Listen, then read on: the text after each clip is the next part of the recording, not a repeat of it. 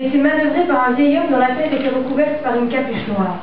Le vieil homme appuyait d'un geste lent et précis sur la grande rame, qui lui servait à faire avancer l'embarcation. Bientôt la barque atteignit la rive où se tenait Hermès. C'est alors qu'une foule d'hommes se bousculèrent pour monter dans le bateau.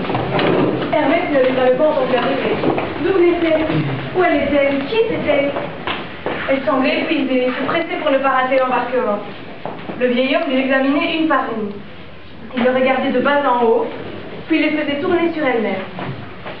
Après cette vérification, certaines étaient autorisées à monter dans la barque, et d'autres étaient rejetées fermement sur la rive.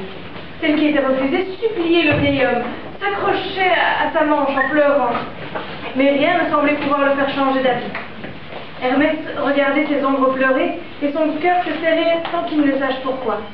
Il ne comprenait rien à la scène qui se déroulait. Et la barque, en portant les ombres des morts, serrées les unes contre les autres, disparaissait déjà dans le brouillard. Hermès s'assit sur le sol pour réfléchir. Autour de lui, les ombres se lamentaient. Nous n'avons vraiment pas de chance, si seulement nous avions été enterrés dignement selon les règles. Car on ne saurait pas refuser le royaume des morts. Le chemin qui mène ici était long et difficile. Je suis qui se déroulait sous ses yeux. Mais celle-ci le troublait étrangement. Il se souvint que sa mission était d'entrer aux enfers.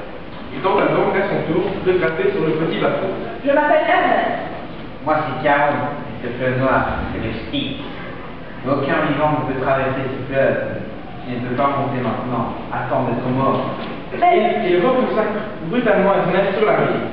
Mais je suis immortel, je suis un neveu d'Arès, et j'ai un message pour lui de la part de Zeus, son frère. Trop tard. Caron avait repris sa femme, et la barque, emportant les ombres des morts, s'aidait les unes contre les autres, disparaissait déjà dans le brouillard.